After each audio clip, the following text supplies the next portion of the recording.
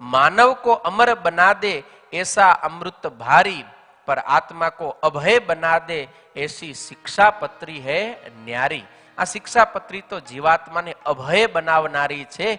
काળ કર્મને માયાના ભય થકી છોડાવી અને ભગવાનના ધામ સુધી પહોંચાડનારી આવી શિક્ષાપત્રી રૂપ અમૃત ભગવાન શ્રી હરિએ મને અને તમને આપ્યું છે। તો ચાલો ભગવાનની આ કથા રૂપી અમૃતનો આપણે પાન કરીએ અને આ શિક્ષાપત્રી રૂપી અમૃતથી કેવા કેવા લાભ થશે। દેવાનંદ સ્વામીનું એક પદ છે, ચાલો આપણે એ શ્રવણ કરશું। हरि कथामृत पान करो ने मन, अरे हरि कथा मृत पान करो ने मन, हरि कथा मृत पान, हरि कथा मृत पान करो ने मन, करो ने मन, हरि कथा मृत पान करो ने मन, हरि कथा मृत पान, हरि कथा मृत पान करो ने मन, हरि कथा मृत पान करो ने मन, हरि कथा मृत पान करो ने मन, करो ने मन, हरि कथा मृत पान करो ने मन, हरि कथा मृत पान,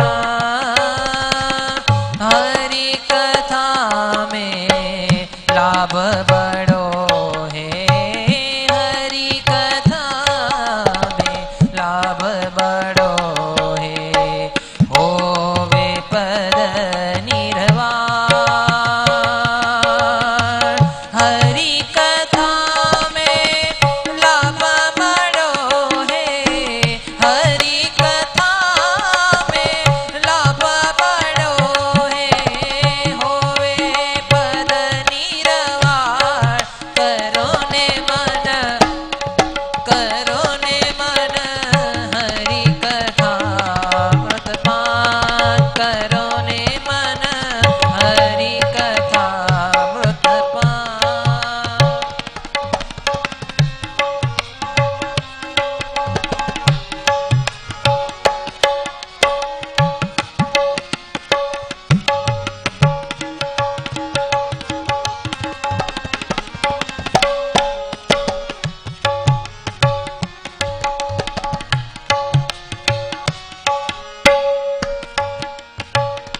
દેવાનંદ સ્વામી કહે આ શિક્ષાપત્રી રૂપ ભગવાન શ્રી હરિની જે કથા છે ને એનો તમે મન ભરીને પાન કરો, ધીરજ રાખજો અને શ્રદ્ધા રાખજો, કારણ કે આ કથા અતિ ચિંતન પૂર્વક આપણે ગહન અંદર ઉતરીને આ શિક્ષાપત્રી રૂપ અમૃતનો પાન કરવાનો છે।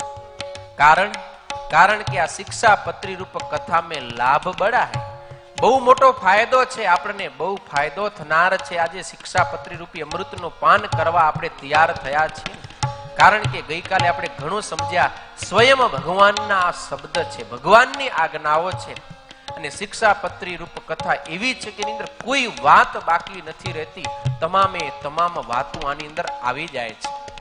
ને આ અમૃતનું કોઈ પાન કરે, શું કીધું? હોવે પદ નિર્વાણ, નિર્વાણ એટલે મોક્ષ પદની આપણને પ્રાપ્તિ થાય છે। ફરીવાર ક્યારે જન્મ મરણની અંદર પડવું પડતું નથી। આવો અદ્ભુત આપણને લાભ આપનારી આ શિક્ષાપત્રીની કથા છે।